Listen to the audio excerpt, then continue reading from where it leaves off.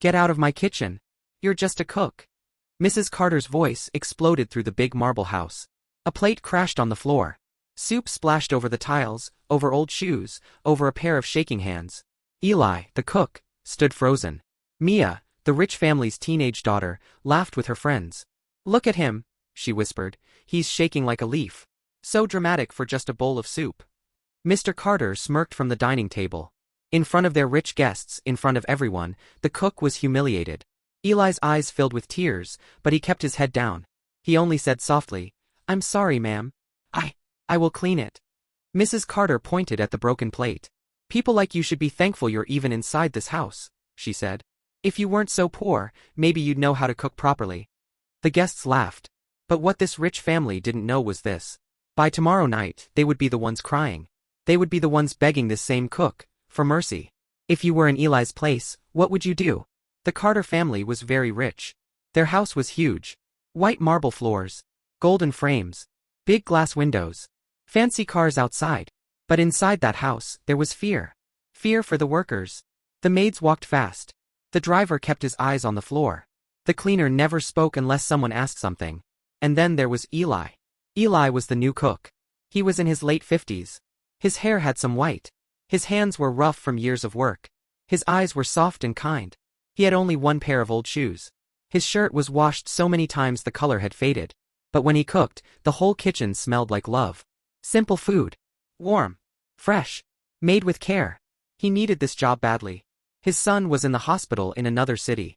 Eli sent most of his salary there. Every night before sleeping he whispered, just a few more months. Just let my son get better. One morning, Eli placed hot bread and eggs on the table. Good morning, sir, he said softly.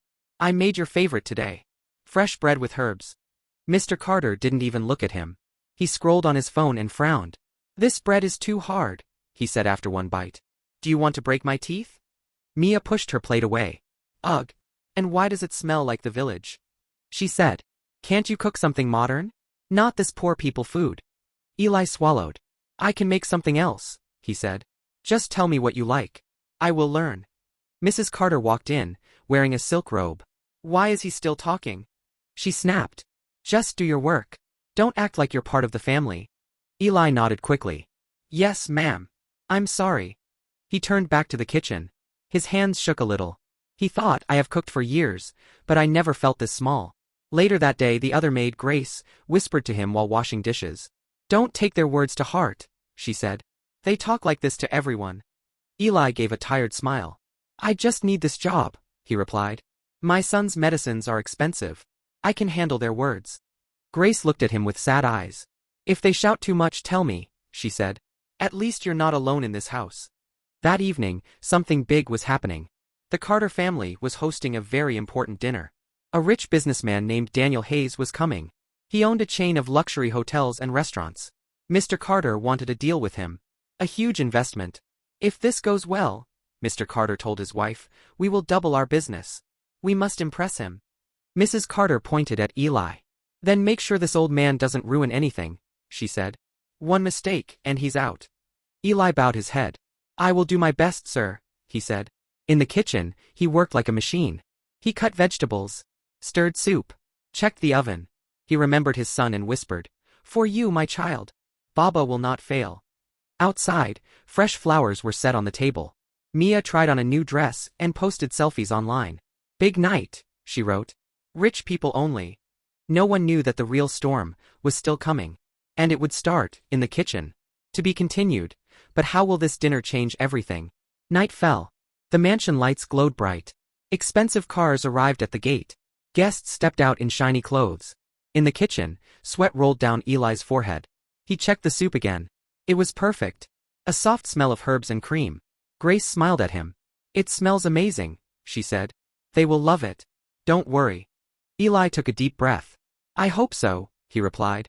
At the door, the guard opened for the main guest. Welcome, Mr. Hayes, he said. Daniel Hayes stepped inside. Tall. Well-dressed. Calm face. He shook hands with Mr. Carter. Thank you for coming, Mr. Carter said. We are honored. Mrs. Carter walked forward with a wide smile. So happy to have you here, Mr. Hayes, she said. We prepared a very special dinner just for you. Our cook is decent. But the rest is all high class. Daniel smiled politely. I'm sure it will be fine, he replied.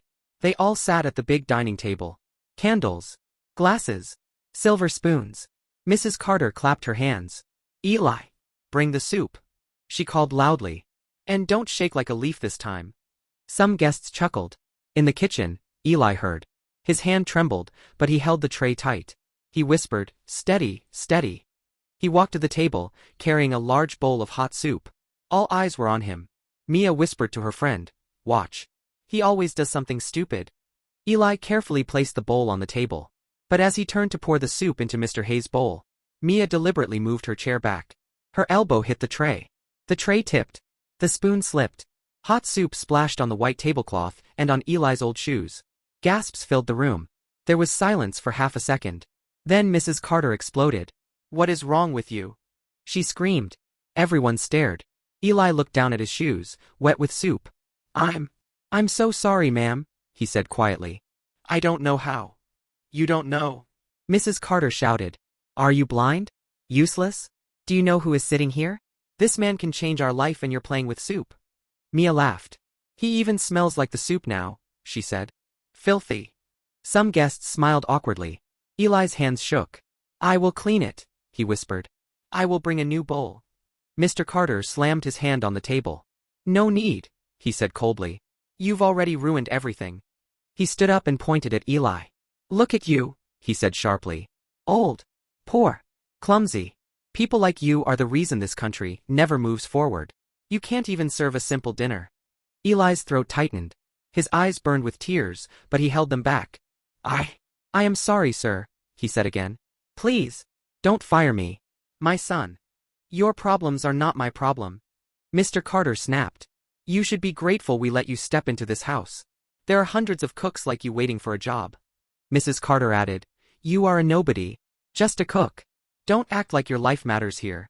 The words hit Eli like stones. A nobody. Just a cook. In that moment, he felt smaller than dirt on their shoes. Grace watched from the corner, eyes wet. Daniel Hayes, the rich guest, watched quietly too. His face changed. His eyes became cold. But no one noticed. Mr. Carter pointed to the door. Get out of my kitchen, he said. You're fired. Right now. Eli's lips parted. I fired. He whispered. My birthday is tomorrow, Mia said loudly. I don't want this man in any of my party pictures. Guests laughed again. The room spun.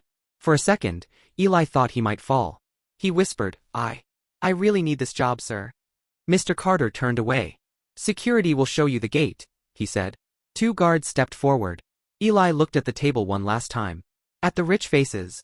At the spoiled daughter laughing. At the man who had all the power.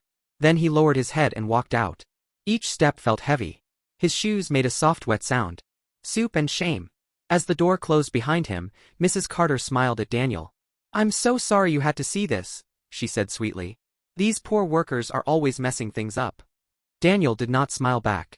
He only said in a serious voice, interesting. Very interesting.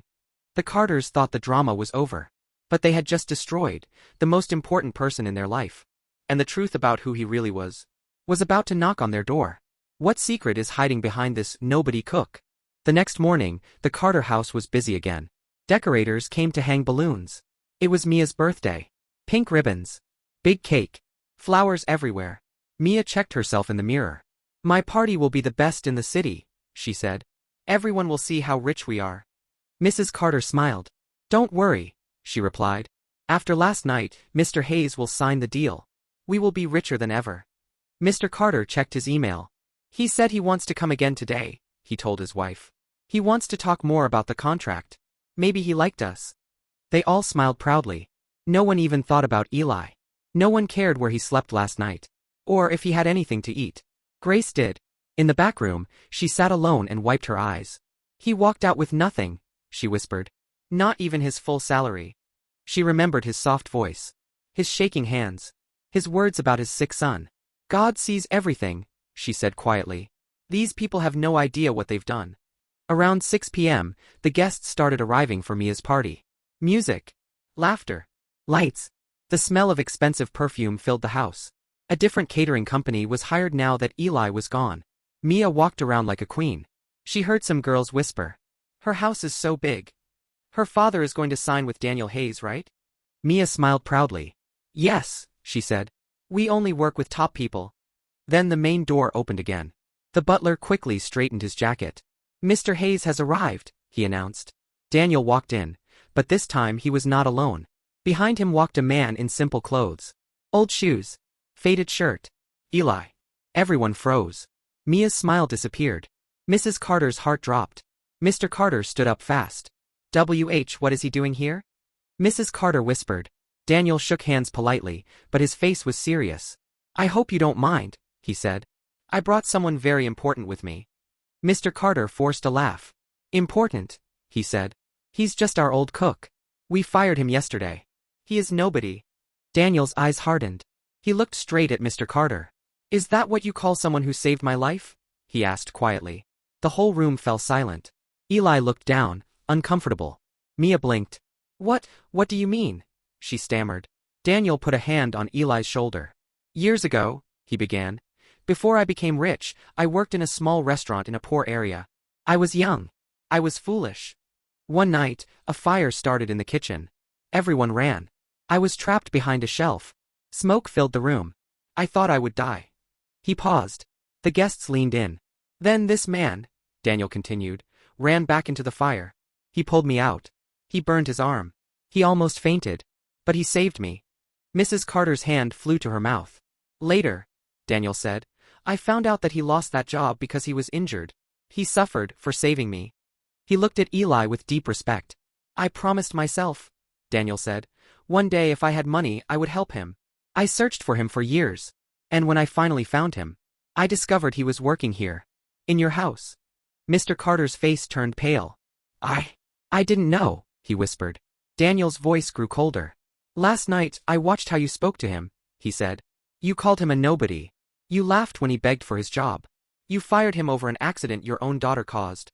All eyes turned to Mia. She looked down, ashamed. You humiliated the man who saved my life, Daniel said. The man I respect more than most businessmen I know. Mr. Carter tried to smile. Mr. Hayes, we can explain. There is nothing to explain, Daniel cut him off. How you treat the weakest person in your house shows who you really are. He took a file from his bag. This was the contract, he said. The investment you were dreaming about. Mr. Carter's eyes widened. Yes, he said quickly.